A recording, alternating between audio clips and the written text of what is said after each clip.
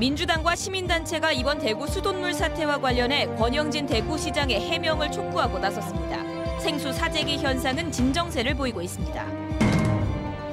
대구의 한 민간 임대 아파트에서 임대 사업자들이 아파트 단지를 통째로 사고 팔면서 분양가가 올랐습니다. 서민들은 내 집 마련의 꿈이 깨질까 불안해하고 있습니다. 금호강 유역에서 출토된 유적으로 청동기 시대부터 삼국시대에 이르는 고대인의 삶을 돌아볼 수 있는 전시회가 열려 눈길을 끌고 있습니다. 보유세 과세 기준이 되는 공시지가가 서민에게는 불리하고 부동산 부자는 혜택을 보는 불공정한 구조여서 개선을 촉구하는 목소리가 커지고 있습니다. 여러분 안녕하십니까? 계속해서 대구 경북 소식입니다. 마셔도 문제 없다는데 일파만파 커진 대구 수돗물 사태를 보면 행정기관이 잘못 대처해 불안을 키운 측면이 커 보입니다. 이 사태가 조금씩 진정되면서 차분히 책임을 따져보자는 목소리가 커지고 있습니다. 한태현 기자가 보도합니다. 환경부 장관 사과하라! 대구시민대책회의는 기자회견을 열어 환경부와 대구시, 구미시 모두가 시민들의 알 권리를 침해했다고 규탄했습니다. 낙동강을 오염시킨 과불화 화합물을 누가 언제 얼마나 썼느냐 하는 정확한 정보를 공개하라고 요구했습니다. 과불화 화합물 사용을 중지하고 난 뒤 쓴 대체 물질도 알려달라고 요청했습니다. 사고와 관련한 책임자를 감사하고 처벌할 것도 요구했습니다. 일단 정보를 감추고 있다는 것이고요. 그래서 원천적으로 정부 발표를 신뢰할 수 없다는 겁니다.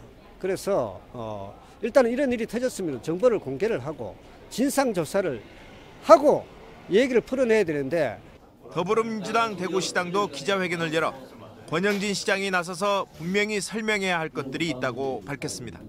한 달 동안이나 대구 수위 상태를 몰랐다면 무능하거나 관심이 없었다는 것으로 해석될 수 있는데 또한 알고도 침묵했다면 이 역시 간과할 수 없는 크나큰 심각한 사안이 아닐 수가 없습니다. 민주당 대구시당은 대구시의 안일한 태도가 시민들의 분노와 불신만 키우고 있다고 강조했습니다. 대구시 의회도 이번 사태와 관련해 낙동강 수질 관리를 범정부 차원에서 대책을 마련해야 한다고 촉구했습니다. MBC 뉴스 한태현입니다. 대구 수돗물 과불화 화합물 농도가 세계보건기구 공고치를 밑돌아 안전한 것으로 나타나자 사재기가 벌어지던 생수 매출이 줄어들었습니다. 유통업계에 따르면 어제와 오늘 생수 매출은 수돗물 논란이 한창이던 때와 비교해 절반 이하로 줄었고 주요 대형 매장에서도 생수 재고가 남아 사재기가 진정되고 있습니다. 대구 상수도사업본부는 대구 수돗물에서 발암물질로 분류된 과불화 옥탄산 수치가 세계보건기구 공고치의 230분의 1 수준으로 검출됐다고 발표했습니다. 대구시는 앞으로 매주 3차례 과불화 화합물 농도를 측정하고 인터넷 홈페이지에 공개해 수돗물 불신을 줄이기로 했습니다. 대구시의회 건설교통위원회는 오늘 대구 상수도 사업본부 관계자로부터 수돗물 사태의 원인과 추진 상황을 보고받고 국가가 관리하는 낙동강의 수질 관리는 중앙정부에서 책임지고 해야 한다면서 대책을 마련하라고 요구했습니다.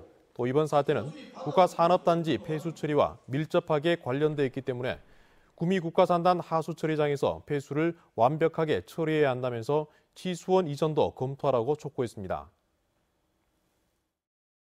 네, 수돗물 걱정하지 말고 마셔도 된다고 합니다. 그렇지만 이번 사태를 처리하는 대구시 대응을 보면 이게 최선이었나 하는 생각이 드는데요. 앞서 이런 부분을 지적한 보도도 있었는데 수돗물 문제 조금 더 깊이 있게 들어가 보겠습니다. 더불어민주당의 홍일학 의원 나와 있습니다. 안녕하십니까. 네. 이번 수돗물 사태를 볼 때 대구 시민들이 가장 화를 내는 부분이라면 대구시가 유해 물질 발견을 진작에 알고 있었는데 알리지 않았다 이런 부분 아니겠습니까? 예. 정치권에서는 이런 부분 어떻게 보십니까? 저도 의아하게 생각을 해서 확인을 해봤습니다. 그런데 제가 보기에는 5월 17일경에 최소한 대구시에서 인지를 했고 5월 21일, 23일, 4일은 실제로 수질 검사를 했습니다. 네. 했음에도 불구하고 대구시는 뭐 밝히지 않고 그렇게 계속 가지고 있었던 걸로 확인되어서 저도 시민과 함께 화가 많이 나는 입장입니다. 네. 뭐 이런 부분을 볼 때 그동안 우리의 식수원 안전을 위해서 정말 노력한 거 맞느냐라는 그런 생각도 하게 되는데 대구시나 야당에서는 이런 문제를 해결하기 위해서 취수원을 이전해야 된다라고 보는데요. 여당 입장에서는 어떻습니까? 그렇습니다. 이번 일을 보면서 우리 대구시의 여러 가지 신뢰성과 투명성에 문제가 있다고 생각하고요. 그간의 취수원 이전 문제에 대해서 많이 요구해왔던 것도 실제적으로 진정성이 있었나 하는 걸 의심하게 됩니다. 네. 그리고 이번에 또 이렇게 여러 가지로 알려진 과정도 석연치 않은 부분이 많아서요. 걱정스러운 부분이 많습니다. 그러나 이런 부분을 우리가 분명히 좀 더 시민들과 상의하면서 시민들이 알게 하고 상의해가면서 구미도 잘 설득해서 네. 취수원 이전을 만들어가는 것이 중요하다고 그렇게 생각합니다. 네, 뭐 수돗물 문제는 기회가 된다면 좀 더 이렇게 물어보도록 하고요.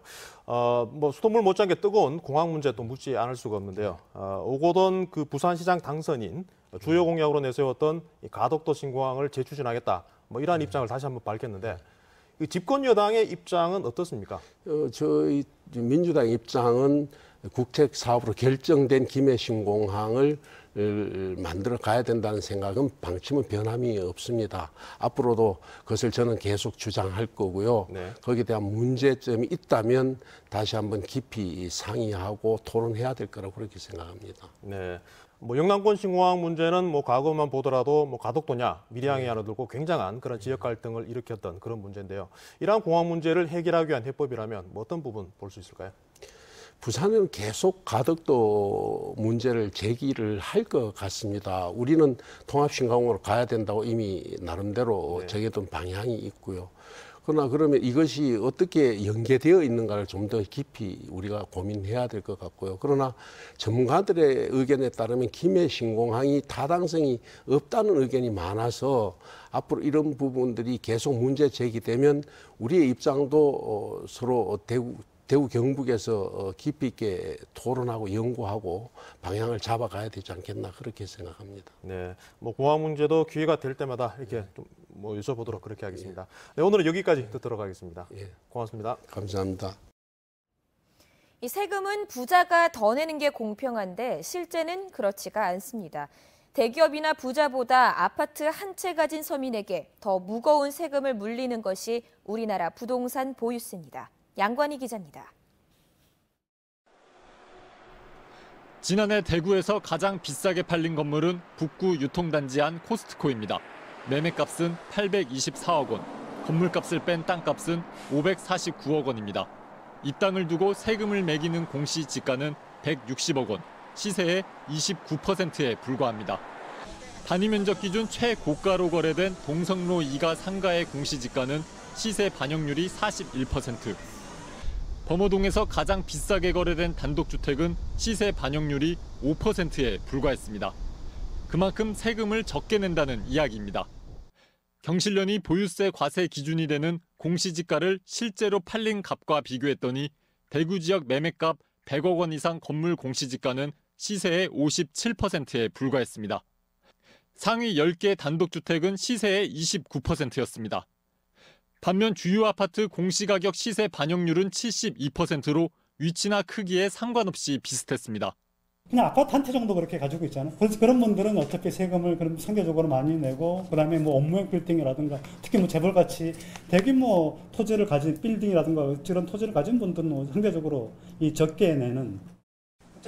경실련은 아파트처럼 시세의 70%를 반영할 경우 보유세가 지금보다 3배 이상 많아지는 것으로 추정했습니다. 대기업이나 고액 자산가, 부자들이 세금 특혜를 누리는 상황입니다. 모든 부동산의 공시가격을 아파트와 동일하게 80%로 상향 조정하고 공시지가 산정을 위한 조사 과정 및 조사 자료, 조사자 등을 공개하여 가표 산정의 투명성을 강화하고 시세가 정확하게 반영될 수 있도록 공시지가 산정 기준이 되는 표준지 가격 조사와 결정 권한을 정부가 아닌 광역자치단체가 갖도록 해야 한다고 시민단체는 촉구했습니다. MBC 뉴스 양관입니다. 임대 아파트에 살면서 나중에 분양을 받아 내 집으로 만들겠다는 사람들이 많습니다. 하지만 임대사업자들이 아파트 단지를 통째로 사고 팔면서 이런 내 집 마련의 꿈이 깨질 수도 있어 서민들이 불안해하고 있습니다. 김은혜 기자입니다. 대구 달성군에 있는 이 민간 임대 아파트에 2015년 900여 가구가 입주했습니다. 5년 동안 빌려 살면 분양받을 수 있고 2년 반 이상 살면 일찍 분양받을 수 있는 조건이었습니다. 최근 아파트 단지가 다른 임대 사업자에 통째로 팔리면서 문제가 생겼습니다. 먼저 분양가 상승 우려입니다. 최소한 1억 5천만 원 이상 줘야 분양을 받을 수 있는데 너무 비싸다는 겁니다. 예전 임대 사업자가 그대로 있었으면 지금보다 2, 3천만 원은 싸게 분양받을 수 있었다는 게 입주민들 계산입니다. 입주자 가운데 미분양된 아파트에 360여 가구쯤 입주했는데 임대 사업자가 바뀌면서 조건이 달라져 분양 전환이 어려울 수 있다는 전망도 나옵니다. 지역이 형성되고 아파트 값이 오르다 보니까 분양가가 오르는 장난, 그리고 자기들이 늦게 왔는 선량한 입주민들 좀 쫓아내가 일반 분양하고 싶은 욕심, 이런 것 때문에 다른 회사로 매각한다고 봅니다. 새 임대 사업자 측은 분양 전환 시 우선 분양가는 관할 군청이 산정하게 된다며 현재 매매가와 상관이 없고 분양 전환 자격은 법에 따르겠지만 입주민과 협의를 진행할 계획이라고 밝혔습니다. 하지만 이미 세종시 등 다른 지역에서 임대 사업자가 바뀌면서 분양 전환 시점과 우선 분양 대상 선정을 놓고 잡음이 빚어졌기 때문에 입주민들이 마음을 놓지 못하고 있습니다. 모든 걸 포괄 승계돼서 이루어지기를 바라지만 그 회사가 과연 그럴까 의심밖에 안 간다, 이 말이죠. 분양 전환 임대 아파트의 경우 비슷한 갈등이 생길 가능성이 큽니다. 5년이든 10년이든 의무 임대 기간에 임대 사업자끼리 아파트 단지를 사고 파는 것을 금지하는 방향으로 임대주택법을 바꾸라는 국민청원이 진행되고 있습니다. MBC 뉴스 김은혜입니다. 대구와 경산, 영천을 따라 흐르는 금호강은 고대 유적과 유물이 많이 출토되는 지역이기도 합니다. 청동기 시대부터 삼국시대까지 금호강 유역의 역사를 보여주는 특별 전시회가 열리고 있습니다. 이상원 기자가 보도합니다. 지난해 말 경산시 하양읍 양지리에서 원삼국 시대 나무 널무덤이 발견됐습니다. 원삼국 시대는 기원전 2, 3세기부터 기원 전후까지 시대를 말합니다. 무덤 안에는 청동검, 청동거울, 부채 같은 당시 최고 지배층의 것으로 추정되는 유물들이 출토됐습니다. 한반도 남부 지역에서 기원 전후로 한 시기에 청동 제품들이 집약적으로 나오는 것은 금호강 유역이 유일한 지역입니다. 청동기 시대 고인돌에서 출토된 돌칼, 신라 문화의 영향을 받은 것으로 보이는 은허리띠와 꾸미개도 눈길을 끕니다. 최근 2, 3년 동안 대구, 경산, 영천을 잇는 물길인 금호강 유역에서 발굴된 유물 500여 점이 선을 보입니다. 청동기 시대부터 삼국시대까지 8,000년에 이르는 금호강 유역 역사를 4가지 시대별 주제로 나눠 시대별로 정치 세력이 성립하고 변화하는 과정을 보여주고 있습니다.